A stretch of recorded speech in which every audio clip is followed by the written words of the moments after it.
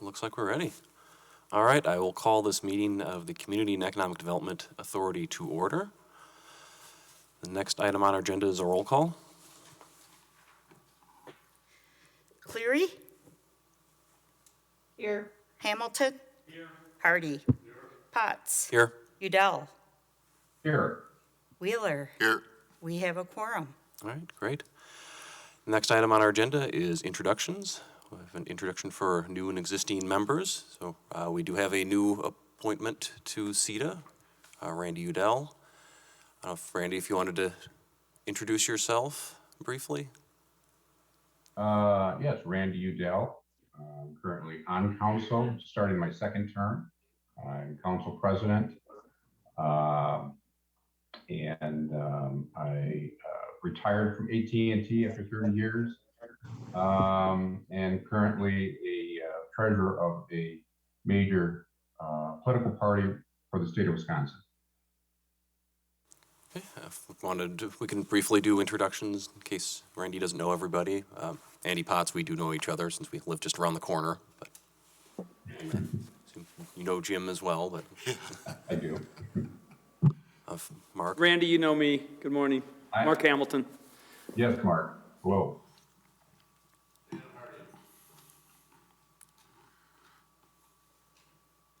And Jennifer. Jennifer, do you want to go? Hi, my name is Jennifer. I am a real estate appraiser in Dane County, and I live in District 2 on Julia's district. Welcome, Randy. Well, thank you. Pleasure to be here. Yep. Welcome to our early morning meetings. Next item on our agenda is the election of officers. So I believe we would need to have an election, and Joyce, correct me if I'm wrong, this would be for chair and vice chair. Okay. Like I said, would be willing to do it for another term if you will have me. With that, I would open the floor to any nominations. My name is Randy Potts for chair. Okay, we have a motion and a second for myself. Are there any other nominations? I'll second. Okay. I have Jennifer and Mark. Mark is the motion. Jennifer, you probably didn't hear her. Jennifer, Okay. second. Okay. So for Andy. Okay. Are there any other nominations for chair? Are there any other nominations for chair? I'll close nominations. All those in favor signify by saying aye. Aye. Hi. Those opposed, nay. Okay, and then we have we would entertain motions for vice chair. And Jennifer is currently our vice chair, if you're so willing to continue in that role. I would continue, yes. I'd make a motion we continue Jennifer in the role. I'll second that motion. Okay, have a motion and a second. Are there any other nominations for vice chair? Are there any other nominations for vice chair? Seeing none, I will close nominations. All those in favor signify by saying aye. Aye. Aye. Those opposed, nay. All right, congratulations, Jennifer. Next item on our agenda is approval of minutes. We have minutes from our March 24th, 2022 meeting. Those were in your packet. I move approval. Have a motion to approve. I second. Seconded by Jennifer. Any discussion on those minutes? Seeing none, all those in favor signify by saying aye. Aye. Those opposed, Aye. nay. The minutes are approved. Item number 6 is public appearances for non-agenda items. I don't believe we have anyone in the chambers on a non-agenda item. Mike, did anyone turn in a slip? I see no one else on the big board there for any non-agenda items. So I'll move on to item number 7, resolutions and ordinances. We have resolution R-75-22 approving an investor station service contract between the City of Fitchburg and B-Cycle LLC for the purposes of providing a portion of the capital investment for the bike infrastructure to launch the B-Cycle program. And there's actually an amended or revised version of that was sent out by Joyce. We'll be working off the amended version of both the contract and the resolution when it comes time, if somebody would make a motion to that effect. And then we can have discussion, and then hopefully we can start with Helen McKenzie giving us just an update on the sponsorships from the private sector for the Fitchburg B-Cycle program. Yes, absolutely. I will share my screen here briefly.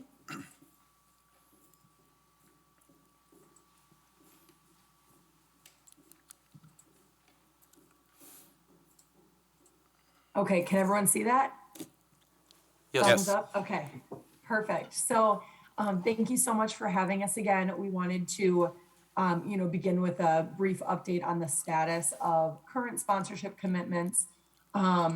We are so excited to announce that we have surpassed our goal of a little over $99,000. Within the past months, well, more so the past few weeks, we've gotten commitments from a few other private investors.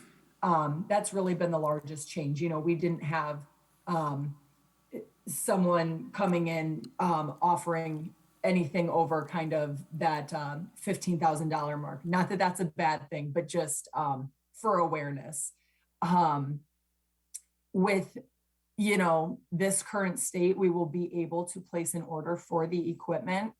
And in the coming weeks, we will be, getting those contracts in place with those entities, both on the private and the public side.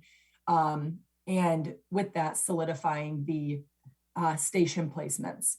So I will now pass it over to Helen to talk about kind of estimated time of arrival of shipment and installation and all that. So Helen.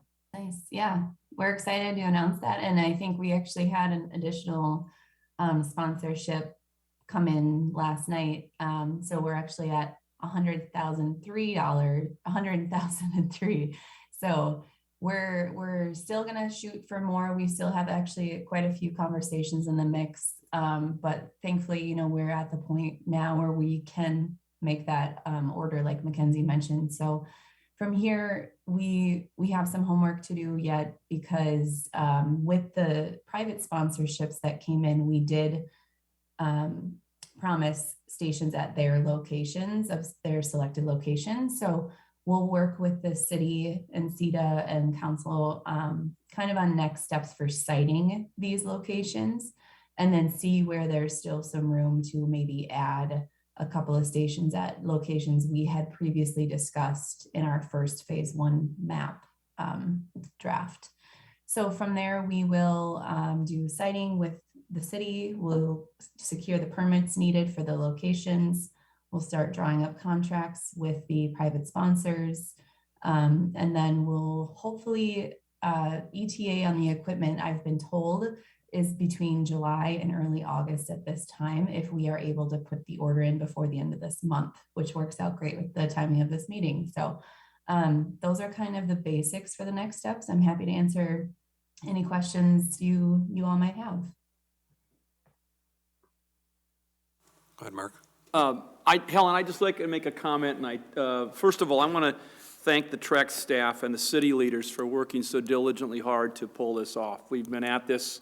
I think Mike and I first talked about it 5 years ago, but I think it is a great thing for this city, and now we need to make it work as we place these things and we get the publicity out to our citizens that there's a better way to, and a good way to move around the city that is will save our economy, on our ecology. But I think the same thing, I would strongly encourage you folks at B-Cycle to get a publicity message out and find some events around the city where you can share a couple of e-bikes so people can see what they're all about, Helen. Particularly now that you have July and August is to get in place. There'll be events in this city, whether it be the Agora Art Fair down the road, Fitchburg Festival of Speed, and even the concerts at McKee, where, Helen, I know you have a truck you can put bikes in, and I would encourage to work with the chamber and the city to plan that. But I think I want to give it, again, a congratulations as being a part of this with this group, that we made it, and now we got to make it work. So my thanks to you guys. And of course, Mark, our thanks to you. You have been so instrumental in helping this get off the ground. And just as when we talked yesterday, Mark, I am in total agreement. I think as soon as we know that date of, hey, we will 100% have equipment by this date, we can absolutely start blasting out the message. And, you know, exactly to your point, actually getting community members on the bikes themselves. So absolutely. Thank you. Dan, you had a question? The resolution calls for approving $50,000 for a portion of the capital investment. The station funding agreement talks about the city will pay B-Cycle $50,000 to launch. Are there any more funds expected or anticipated to come from the city of Fitchburg for this project? Not for the launch of the program. Well, what about 1 year down the line? Is more money expected to come from the city to run the program? There's this amount in the 100,000 that Helen identified is for the launch of the 56 docks, but then there has been a transportation assistance program grant application submitted that would be for an expansion of the program. That provides 80% federal funding, and then there's a 20% match. It's the understanding that, again, B-Cycle will go out and secure the private sector sponsorships for that 20% match of that program. And then that would extend the number of stations and docks throughout the city. And Mark and Andy and Helen might have more to add on the TAP grant. I've been only involved kind of on the outside of that application. No, Mike, I think I'll let Helen and Mackenzie speak to this and Andy, but I think you hit it on the head exactly. We're not done. This is phase one. And the city was up front in phase one. There won't be any more requests to get this going. Phase two is that TAP grant the council's got to deal with. And in addition, there's other sites that have already been temporarily identified, more in our underserved areas of the city. That's the goal with the TAP grant. That's what is it federal money or state money, Andy? I'm looking at you there. It's federal money. Federal money. One of the things they want us to do, they want us to connect this network to Madison. And that's what phase two will begin to do. All right, so how much more can the city be expected to fund for this program? At this point, I would say, as we do in Madison, we don't rely on the city to continue funding our program. We're a privately owned entity, for-profit business, so we go out and secure our own sponsorships through advertising offerings, membership discounts, and station placements. So that's a privately, forced effort, and we'll continue down that path. And I don't foresee us requesting any further funds from the city other than what they've already provided to get us launched for this program. And just to be transparent, I think we're going to be running into some budget challenges coming up. So I would take what Helen said, probably look more for outside grant funding than trying to count on money from the city. All right. The agreement also provides that B-Cycle shall provide B-Station bicycles for a term of 3 years.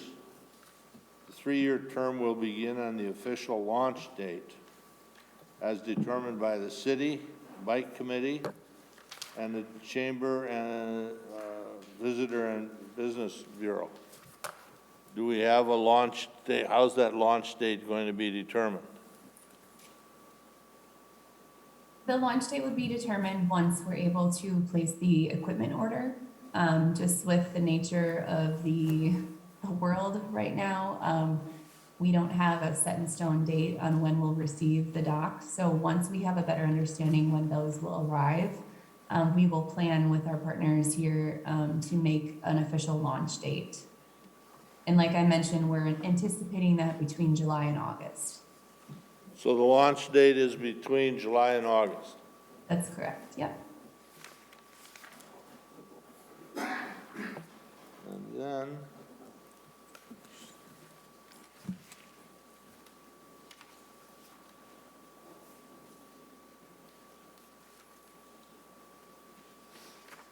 Well, Dan is looking, one other thing I'll mention for CETA members, because the source of funds from CETA are from hotel room tax dollars and specifically the sports related infrastructure fund. That's why you see the language in there that we would need a station placed at the Hatchery Hill development where we have 2 hotels, and then also at the Orchard Point development where we have the 2 hotels. All right, the station funding agreement provides that the contract will continue until December 15, 2025. That's more than 3 years. So is it December 15 to 25, or is it 3 years from the commencement date? Because we're seasonal, we close through the winter, so all of our agreements run through December 15th. And we figured, when we were drafting this contract, we weren't sure the timeline of when things would actually get started, so we added a little bit extra in there. So we will probably have 3 full years plus the remainder of 2022. And that's what we were okay with and we agreed upon. So we'll be throwing a little extra time onto the contract. It's as soon as it starts commencement, it will end on that December 2025 date. In reviewing the contract or the agreement, I didn't see any provision whereby B-Cycle would provide the city with access to the accounting records. Is that intended? We are a privately owned company. We are owned and operated by Trek, so we do not share any data with the public. We will share, however, quarterly reports with the city, and probably to get started, we'll do monthly reports on usage. So the city will see the amount of trips taken, any demographic information we can share about our riders. We have an annual member survey that we like to share out with our partners, and the city will receive that as well each year. So we'll be sharing lots of information, just no financial information. Well, I note that the agreement provides that B-Cycle is solely responsible for all costs of removing, installing, and maintaining the stations, and that B-Cycle will retain all sponsorship money. And you're not going to provide any accounting to the city for the monies that you retain and the cost of operations? Is that your statement? Yep, the money that we secure will be private funders who will directly pay B-Cycle for advertising, low or free discounted membership passes or a station. So we're providing a product and a service to a private funder, and we will have a private contract with those individuals. The money from CETA will go towards purchasing the equipment and getting it on the ground, and we will share data as much as they request. And financials will stay semi-private, and we can share annual information out about trips and all that information as well. The station funding agreement, how come I have 2 of them? But it says that locations of the B-Cycle docks and bicycles are dictated by B-Cycle, private sponsors, Fitchburg Bike Committee, and the Chamber. How are disputes going to be resolved? Helen, let me try and answer that. I'm on the Chamber Board. I'm also head of the Bike Committee here, and we've been talking with Trek and the city and the Chamber about where to place these sites as it all goes forward. If a site's not getting used, and we get data that says nobody's riding, I'm sure we have the relationship with B-Cycle. We can go back and say, move it somewhere else. So I'm confident that we'll watch this and track this through our bike committee, because Andy's on that bike committee as well. And I think we're going to be okay. Helen and Mackenzie or Mike, you can add in here, but I think we're okay with where these are cited. They've got draft sites, Dan, that were presented here, I think, when you were in California. But I can show you the draft sites right now. These aren't set in stone. But I'm comfortable we'll see where they're going to go and how they're going to be deployed. And if they're not used, they'll pick them up and move them somewhere else, or they'll remove them from the city. Is that correct, Mackenzie and Helen? Yep. Yep. So we have an obligation to our private donors to place stations at the locations of their choosing. We also have a obligation to locate stations at the 2 hotel developments that Mike was discussing. And then we have a few stations that are naturally funded through CEDA's additional funding. So we will look at locations that we've already previously mapped out. And like Mark mentioned, we are incredibly flexible. So we will pull data reports and usage reports on the stations. And if a station is being underutilized and we feel like there's a better location for it, we will in fact work with the city at their request to remove that station and put it somewhere else. The docks that we're going to be putting in the ground are single dock pieces, so they're bolted directly into cement. They're very flexible for spatial planning, and this purpose of moving, it makes it a lot easier to just take one out and move it. Yep, there's a picture up on the screen of what the docks are going to look like with the bike inside, and then the dock up on the right-hand side of that slide too. Andy? Dan, can I just make a quick comment that might better help you understand what this agreement's about? So this is just about the $50,000 that CEDA is giving for the infrastructure. When we get the TAP grant and there's a larger investment from the city as far as funding, I think there'll be a separate agreement that the bike committee and the city will have to work through. So we were trying to make this one as simple as possible just to launch the program. Does that better help you understand? So some of the major details might not be in this agreement, but will be forthcoming in as we expand the program. Does that make sense? No. Once you start down the path, you started your journey, you've already committed. And so I prefer that, you have all the little incidentals taken care of, but you got to do what you got to do. On the contract, you talk about in the section captioned surrender upon the expiration or earlier termination of the agreement. How does the agreement terminate prior to December 15, 2025? I didn't see anything in here as to how that would come about, who has the authority to do that termination.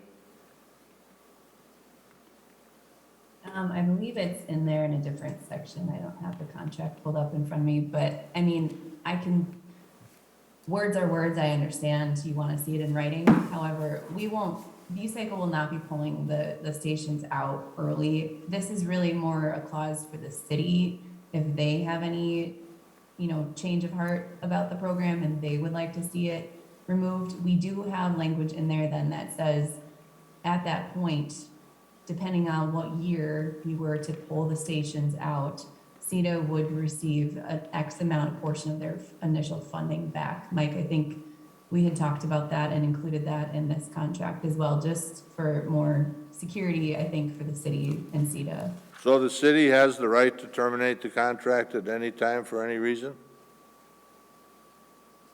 Yep, and it does, that language is in the contract. Oh, I missed that. And Dan, we wrote that section of the surrender clause as far as the reimbursement based on a prorated share. If there was a termination of it, and then those funds would go back into if they were reimbursed, they would go back into the sports-related infrastructure account.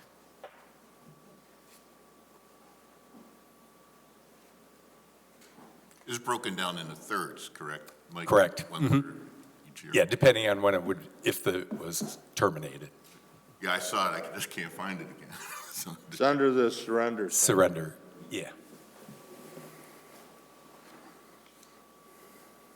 Dan, do you have some recommended language changes that you'd like to propose? Oh, I'm just trying to understand. Okay, because I'm good with that. If you want to make any edits, we can do that, and we can amend the amendment. Well, that's what the city attorney's for. And she was in a trial last week, so we just received her red line version, so that's why you got an updated and amended agreement, and then also the red line version of the resolution to affect the amended agreement.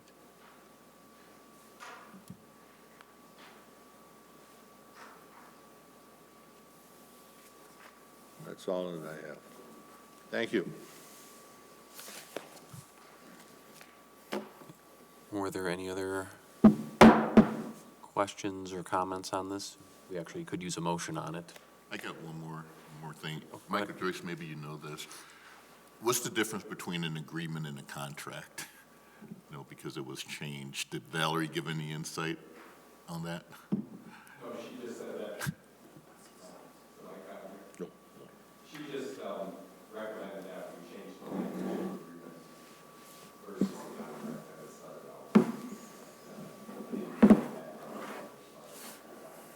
Oh, that's fine, I'll ask. You say potato, I say potato. They're the same, Jim. Okay, so we do have the revised version of Resolution R-75-22 before us. Is there a motion related to that resolution? I move approving an investor station service contract between the City of Fitchburg and B-Cycle LLC for the purpose of providing a portion of the capital investment for the bike infrastructure to launch the Fitchburg B-Cycle program. That's under Resolution R-75-22. I'll second Jim's motion. Okay, there's a motion and a second, although I would note the revised title is actually approving a station funding agreement, since that's the revised, Oh, I'm sorry. the revised title of the resolution. Okay, is there any further discussion on this resolution? Seeing none, all those in favor signify by saying aye. Aye. Aye. Aye. Those opposed, nay. The ayes have it, and the resolution is recommended for approval. Thank you very much. I would just congratulate again the Trek team, and thanks for working with us, not only through the contract language, but also congratulations on securing the private sector sponsorships to launch the Fitchburg B-Cycle program. And just so we're clear here, you're not only asking to approve the resolution, you're also directing staff to make the appropriate corrections to the referral resolution and agreement? Correct. Thanks, Jim. That is correct. Thank you, everyone. Great, thank you, and we look forward to hearing from the Wisconsin Department of Transportation later this year on the TAP grant. Thank you, everyone. All right, item number 8 is our development update. We have Chris Armstrong with us from Avante Properties. Good to see him again. It's probably been a while since you had to get up for a CETA meeting. Yeah. Am I on here? No, it's great to be back. You're not on. Not on? No, I can hear him. Oh, Okay. I'm sorry. Okay. I can get a little closer here. But yeah, I served on this board for, I think, 8 years, 2 terms as chair. And I remember the creation of the Sports Infrastructure Fund. So I've been part of the Madison Area Sports Commission ever since I left CETA. So it's good to see that getting to work. So. But I am here to talk about Avante Properties. It's been a while since I've been in front of many of you, but great to see some familiar faces. And a little history for those that don't know Avante. We started with the Fitchburg Technology Campus across the street. That was our first project. That's the lower map there. Started with some of the technology buildings that are in there right now. Four buildings, 200,000 square feet. The mixed-use building across the street is ours, where the coffee shop is, and the ice cream shop, and the Atomic Koi, and what was formerly Park Bank there. So that was our first project. Since then, we've added 9 apartment buildings and are up to, I was just running some numbers, 700 apartment units, 850 residents as we get over into the uptown area there. A little bit of a profile on our tenants. We do have about 20% Epic employees in our buildings. What was interesting, I thought, when I looked at these numbers, is that we also have 20% tenants from the healthcare corridor up there. So all the way on through the St. Mary's, UW Health, up through Park Street, a lot of those employees through there. Was talking to Dan and Jim earlier. I found this interesting. 65% of our tenants come from in-state, but 35 come from out of state. So I think that's what we're dealing with in terms of this inflow to Dane County. The numbers that have been annually positive inflow in the 10,000 individual range, and that we're projecting that to continue. We don't have a unit that's vacant for very long. That's not our concern in meeting demand here. We're not. It's a different feeling, because when we first started building apartments, I mean, that was what kept me up at night, was the mortgage payment and not having enough rent to come in, and that's not the challenge right now. The challenges are more along the lines of construction costs and interest rates, and trying to address that with really the only tool you have is increasing rents. And so how much room do you have there? So that's as we think about new apartments, that's our challenge. Our tenants, our average income is in the mid 60s, and their average age is in the mid 20s. So we're dealing with that young professional coming to town.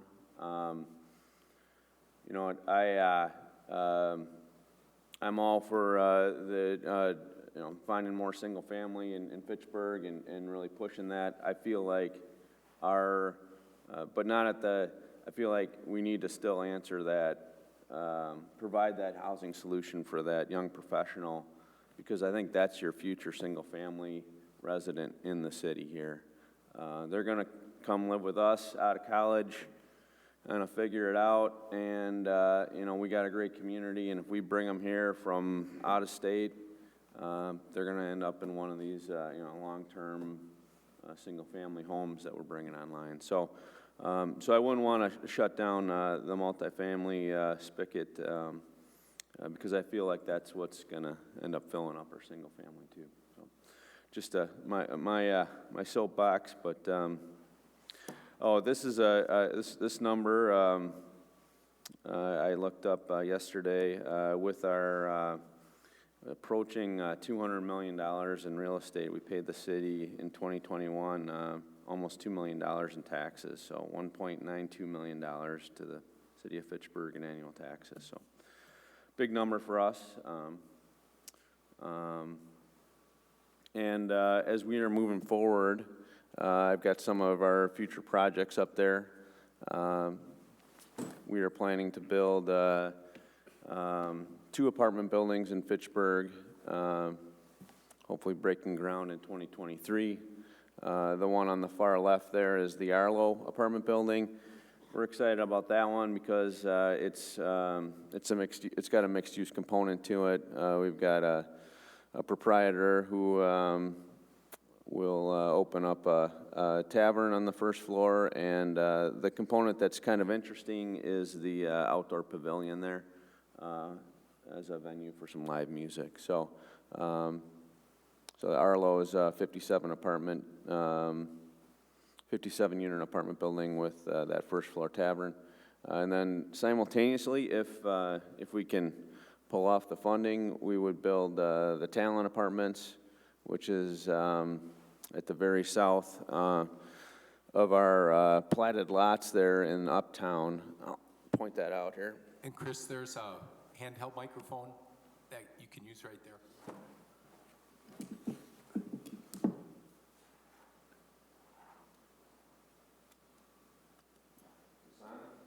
No? Hello? Try this one.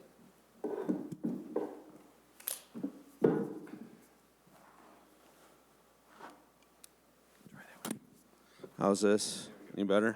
Okay, good. Yeah, I like getting in front of the maps. So uptown here, Lacey Road, Sain, and the Arlo project would be right next to the tracks, kind of filling in next to Vista, and then Talon is our very southern last platted lot. So that kind of takes us out of inventory, and we've been working with Bill Balke and the new planner here about extending Stanley Park and Balboa. So that would be our project for 2023. The city is also in their capital plans opening up a stormwater pond that would serve this area. So it's important for us that if we're extending this road, that the city's moving forward with their stormwater pond, or we just need to be on the same timeline there, because the road doesn't do us any good if we don't have a home for the stormwater. So, so that would be hopefully a 2023 project, which would open up the Stanley Park block, which is probably some 800 units and 25,000 square feet in retail and office. So that'll start to bring some of this mixed use to the neighborhood. And when I think about 800 units and 25,000 square feet of retail, I think that's a 5 to 10 year project. It might be a decade for us to build that out. So that would be some of our activity. I think we've all been waiting for the energy that UW Health is going to bring to this project. They're really the anchor. They've acquired 30 acres here to the south, and I know Mike's had some conversations with them. I have as well. They're kind of. It's been a rough couple years for them, just with the way healthcare has kind of had some challenges. But I think they're coming out of it, and I know that they've got some ideas, and one of the thoughts that I think we've kicked around is that there's this town square that the city has actually designated some TIF money to build out and to bring UW Health to the table and kind of talk about how we can make this a city center, and maybe get them thinking about the biggest idea that we can get them to think about here in Uptown. So that's where we're headed. Short term, a couple apartment buildings. And long term, want to get Stanley Park and Balboa in, and kind of keep our build out going. So happy to answer any questions you might have. I just have a comment. And to do all this, I'm also on the bike committee. Please, as we're trying to become a rural bike community, please work with the planning department to put in the appropriately designed bike racks. Particularly, you mentioned a restaurant / bar where people can ride bikes to. There's a certain kind of rack that allows the bikes to be locked up safely with two components. And if you do it at the front, it's not that much more than other bike racks. But please work with the city. We've asked all developers that are doing that to pay attention as you go forward. It shouldn't stop your project, and it's not going to throw you out of budget. Yep. If you can do that, that would be great. You bet. Yeah, and I just mentioned that on the front end of this project, we worked with the Wisconsin Bike Fed, and that was the impetus of this exterior uptown trail that, hopefully at some point is going to connect up to the Cap City Trail. And, I know that this Our Tongue project is coming online, and maybe there's a way to extend that to the south to make that connection too. If you want to connect to Oregon, ultimately, it's going to be a little bit of a Yeah. But try to get that connection. I'd like to see that connection. So we are, you know, I saw that that's coming through, neighborhood meetings coming through for that, and, you know, I think when I see another 400 apartment units coming online, you know, right next door, I really don't feel threatened by that at all. I feel like that's a positive to Uptown and helps fill in this trade ring. So, you know, that's kind of the place we're in with demand on these apartments, and you know, I think that we're going to end up, as this trade ring fills in, with you know, some of this retail finally hitting. So I know that that's a goal for everybody. Hey, Chris, I have a question. You mentioned the demographics of the people who are moving in with an average age of in the mid-20s.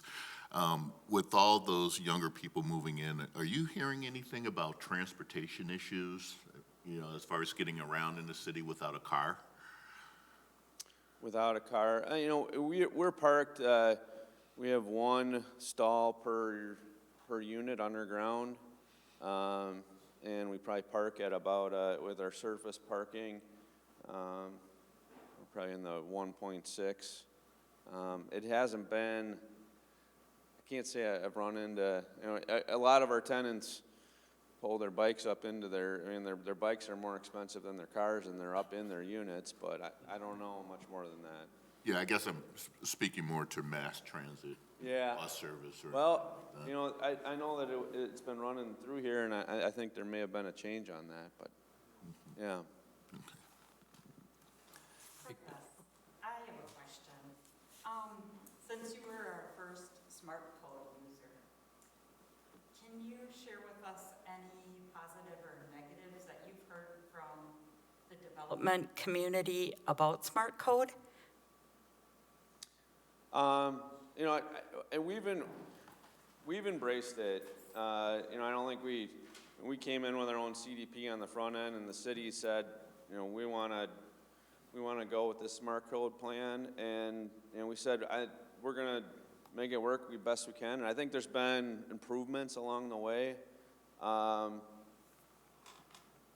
You know, I think that it's given us some flexibility to meet the market in terms of the type of units that they want. You know, we're allowed to, a lot of Euclidean-based zoning is, you know, per unit. So you know, a 3-bedroom unit has the same effect on you as a developer as a, you know, in meeting a density requirement as a smaller efficiency. So we could put 3 efficiencies into a building, and it doesn't penalize us as if it were 3 units. So I think that that's a real advantage to kind of adjusting to where the market is at any one time. I think that the flexibility in something like this mixed-use building that we're looking at right now. I mean, we've got an office tenant that's kind of kicking around, and you know, they may or may not fit into this project. If they do, you know, we would be able to adjust on the fly and put them into this building. If it was Euclidean-based, we wouldn't be able to do that. We would have to have thought about that 24 months ahead of time and had it spec'd out, and then probably would have had the wrong size designation anyway, and it wouldn't have fit. So it allows us to kind of hit the market as it's coming at us. You know, there's certainly some challenges that we've been working on with, you know, we talked about smart code being a little bit of a warm weather type thing. It doesn't really accommodate for some of the winter conditions that we have. And I think we've been working on it for years, but we're trying to get a snow emergency zone in place so that in the middle of a sunny day in November, it's not alternate street parking in Uptown where there's pretty dense application of cars, and it's designed to park on the street. So, but right as it sits right now, from November 15th to March 15th, that street parking or alternate side street parking is in place. So, I know it's a project that transportation's been working on and off. So I think there's a challenge. You know, some of the shared parking scenarios of our tenants as we get into this core here, I think will be interesting.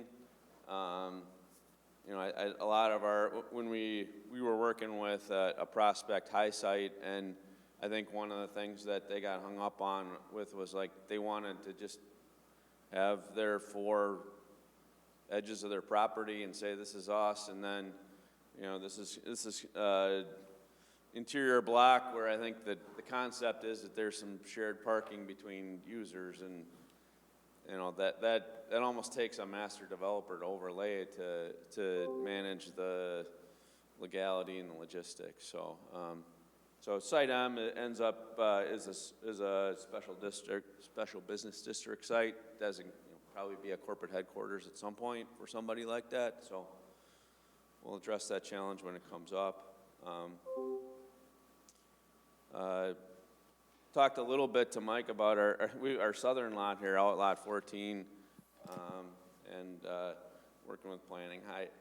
And you know, as we see the Hartung project come online, we've got some ideas for that lot, and are really curious as to the timing of what happens to the south, because we would bring that along with some townhouses and probably a kind of a flex building that would have some office and retail in it.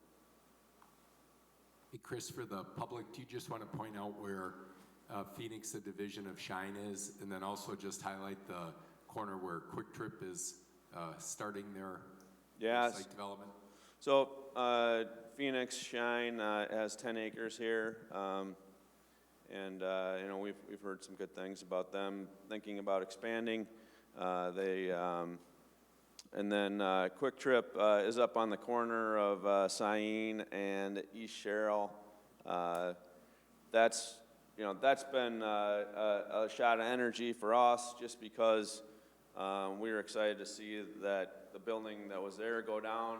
It was a little bit of an eyesore, and you know, our tenants are just really excited about the Quick Trip.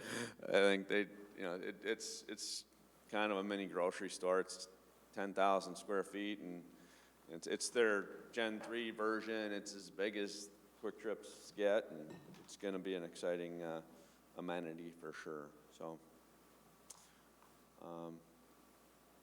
but yeah, we're excited. You know, we're excited about the momentum on the east side of Fitchburg, and you know, the Terravessa and Hartung, and you know, hopefully our neighbors to the north can continue what they're doing up here, and get some of the more single-family stuff going there. But we want to keep this block going. So a big challenge for us is getting that platted and designed and under construction, and maybe even later this year, but next summer for sure, so that, you know, when we're breaking ground on our Arlo and our Talon projects next year, and we finish those up, we got some place to go after that. So, because we're essentially out of inventory.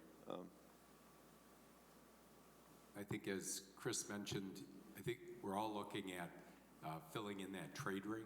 So if you put a dot down on the Highway 14 Lacey Road interchange and look at a 1 mile and a 3 mile, that's what we really need to fill in to then drive the commercial development and the neighborhood services, not only with population density, purchasing power, but traffic counts are going to be the things that those retail commercial users are going to be looking at.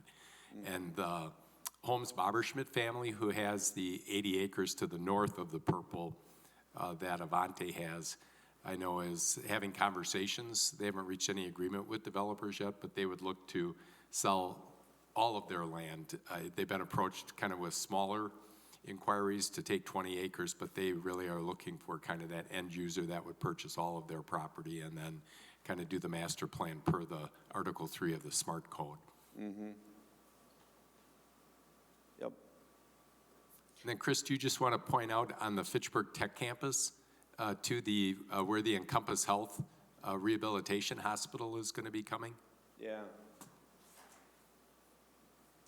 So that's the southernmost lots on Fish Hatchery and Nobel at the corner of Nobel and Fish Hatchery. My last discussion with them was targeting an August groundbreaking, and that's exciting. That's a $30 million physical rehabilitation hospital. So that'll be a nice shot of no TIF involved, and nice building. We sold 2 of our buildings to Promega just down the street from there, and you can see that they're working away on them. So. Can you mention any other activity on either the Lot 2 to the north there, and then the status of the original New Venture Center building?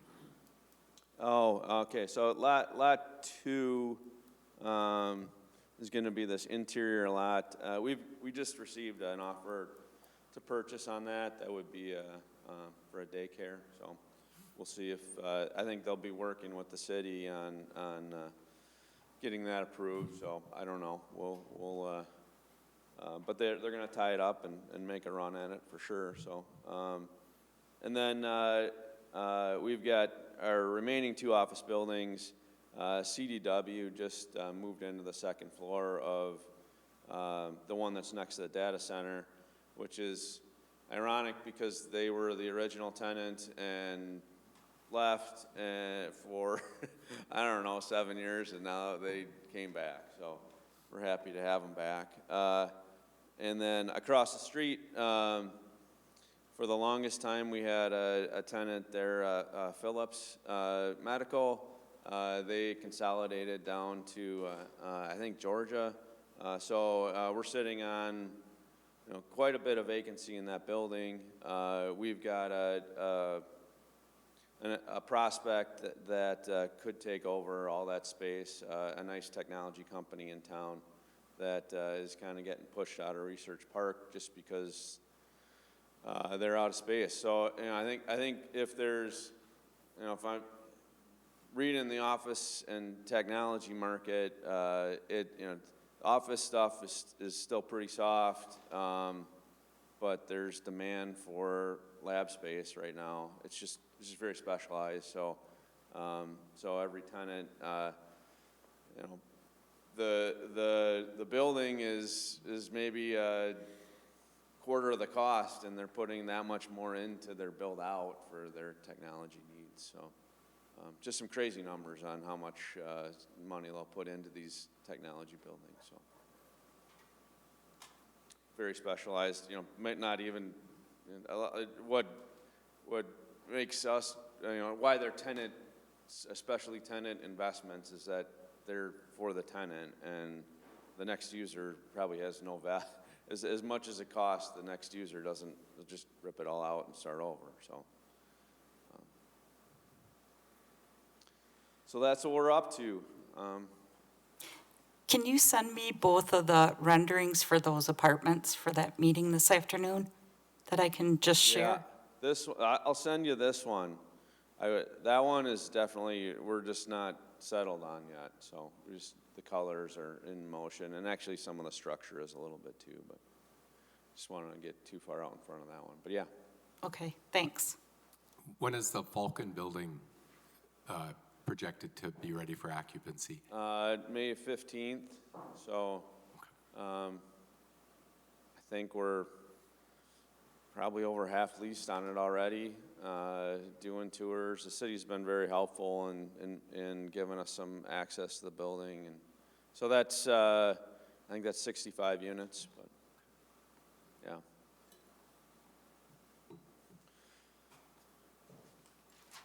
Thanks. Any other questions?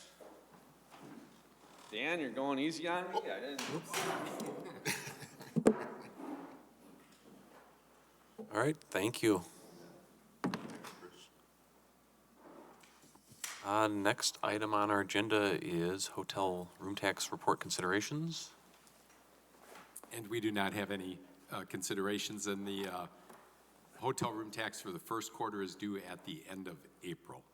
So we should have an updated report at our meeting next month. Sounds great. Then item number 10 is Economic Development Director and Committee Member Reports. Take it away, Mike. Okay, just a couple of updates for you, and just to reinforce what Chris emphasized as far as the need for a lab in the greater Madison region. We just had a presentation and a meeting last week with MadRep, our regional economic development entity, and they've emphasized that point as well. And they're looking at some things strategically throughout the 8-county greater Madison region to address not only that issue, but the other issue that we have regionally here is just having some larger tracts of land within the region for business and kind of clean industrial parks throughout the entire region. So they've are receiving a grant from the Economic Development Administration to work within the region and work with the counties and also the local municipalities to hopefully address that need to get out front of the development activity that we're seeing in the region. And we'd like to get that presentation and share it with you folks so you can see some of the data that they're looking at, including the absorption rates of acreage and the low vacancy rates of industrial properties within the whole region here. A couple of other projects we're working on. First off, tonight with the town of Madison, we have our first information meeting, both for the residents and businesses that have been invited. That's going to kick off at 6:30 at the Quartz Building on Novation Parkway at 6:30. And then we're going to have one for the businesses. That's going to be kind of a business update forum and also a chamber kind of after 4 networking event. So hopefully you can put this one on your calendar and we'll send more details out.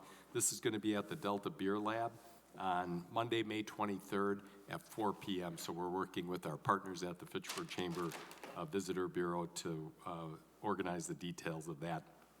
One update for you, the VFW post from Lakeside Street where Avante is redeveloping their previous property. They now are open on Ski Lane there, so we're excited to have VFW post 1318. That will be future Fitchburg, and they're already open for lunch there, so we've been there once already.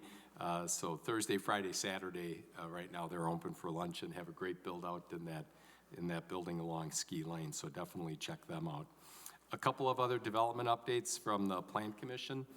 The Fawside property last Tuesday received their approval for their PDD GIP. The next step for them is we've received their geotechnical analysis that they had done, and now we need to have a third-party kind of analysis of that geotechnical analysis. So we're expecting that either this week or next week we'll receive the deposit from them to start that work, and then we're going to have AECOM review their firm's geotechnical analysis and also look at it from a public infrastructure standpoint. But that project continues to move forward. And remember, that's in our tax increment district number 11 there, so we want to definitely move that project forward. And eventually, once they get through some of the more entitlement processes there, we'll start the TIF negotiation and agreement process with them. The Hartung CDP, which would be just south of where Uptown is moving forward. So we're continuing to work with them. And we will be looking to create a tax increment district for that property. So that will be tax increment district number 14 for that site. And a really good thing about that is it will provide us some of that acreage that we need in the industrial commercialized area that they've identified on their CDP for some of these prospects of science and lab that we've been getting through MadRep and WEDC that have been looking for some larger sites, 10 plus acres, and in some cases 20 to 40 acres there. So that'll be helpful for us. Edgewood College received their rezone for the 40-acre parcel south of Lacey Road, west of the Badger State bike trail there. So that continues to move forward. And then if you've driven up Fish Hatchery Road lately, east of the UW Credit Union, Venture Capital has started the site work for their Oshala project. That's another 170 apartments and 10,000 square feet of mixed-use space, and then they will extend Oshala out to Index Road, so it kind of completes the street network up there. And then our friends at the Latino Chamber were at the Plan Commission for a pre-application meeting. They're looking to acquire and revitalize the former Roughing It in Style building along Verona Road at 5262 Verona Road into a gateway workforce empowerment kind of center there that would focus on a couple of different workforce development initiatives, everything from culinary to the trades and some other activities. So we're excited to see them continue to move forward with their project. Shifting to the Housing Advisory Committee, Joyce and I continue to work with Mike and Steve from H&A Advisors on the next phase of the Workforce Housing Endowment Rent-to-Own Townhome pilot program that we want to do. We're starting to look at now maybe some potential sites where we could actually do a project. So we're going to start to do some kind of analysis and due diligence work to see which ones would make the most sense to go further with the analysis. And then one housekeeping item, our population signs are in desperate need of updating to reflect the current census numbers there. So if you take Fitchburg's existing population plus the new town residents that are coming to Fitchburg, our official population from the 2020 census count is 30,999. So we've got an estimate to replace all of our, I think there's 32 of them, population signs around the city to update it to the current census number. So watch for that over the next couple of months. We'll get those ordered, and then once they arrive, Public Works will install those going forward. I think that's all the updates that I have. Any questions or? I have one just quick update. For the June Housing Advisory Committee meeting, I did send all of you an invite to that meeting. We are going to have Jack Pearson, one of the building inspectors, come to that meeting and talk about kind of or give us an overview of multifamily housing conditions and some ideas for programming. So if anybody can hop on that meeting, that would be great. And then I hate to put her on the spot, but Deanna is here, and do you want to come up and say hi?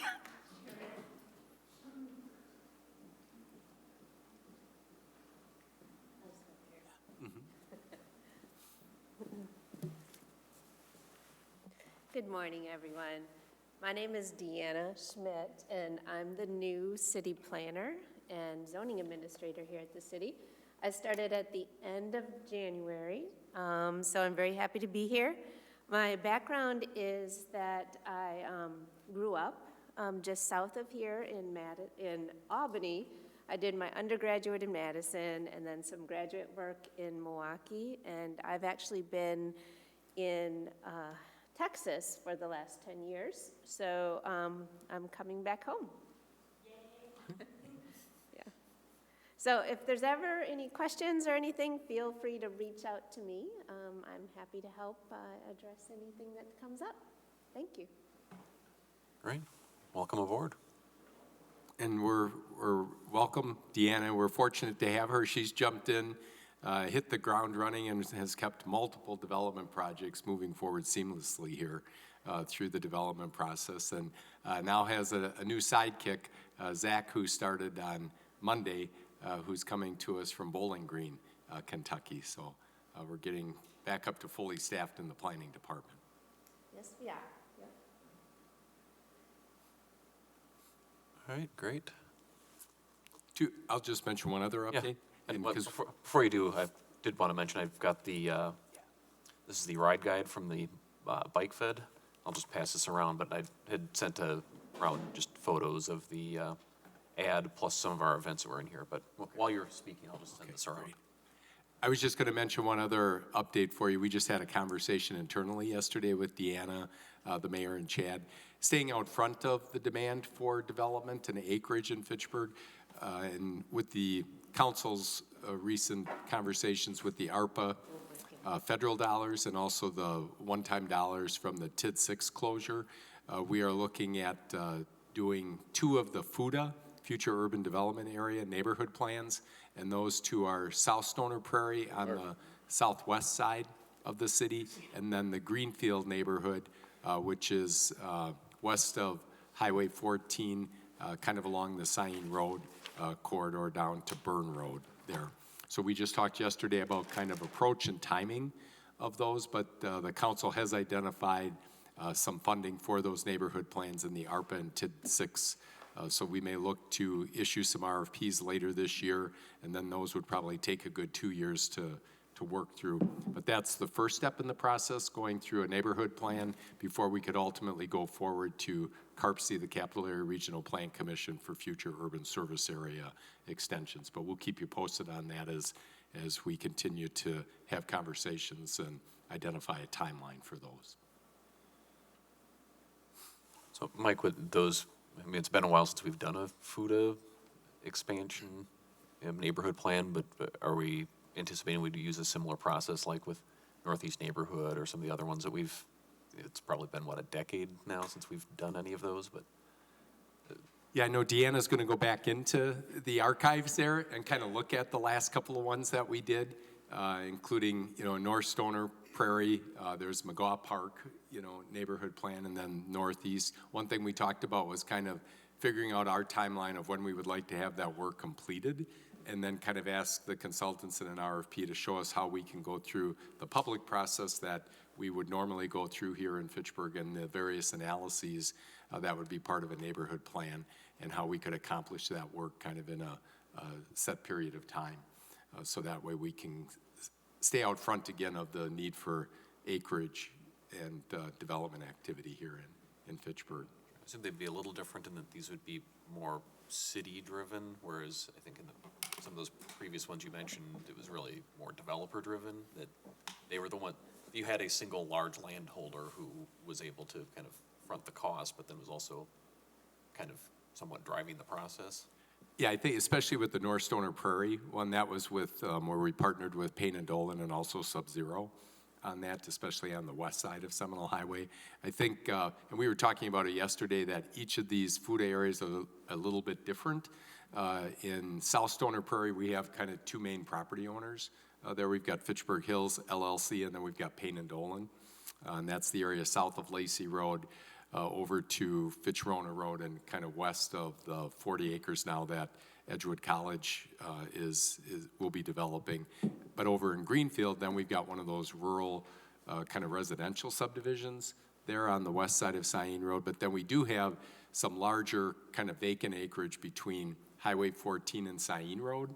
There with, I think we identified kind of two main property owners that are over there with some of the larger 40-acre parcels. So there might be some opportunities not only for kind of revitalization and infill development with the existing residential, but then also kind of infill development with the larger tracts of vacant land that we have over there.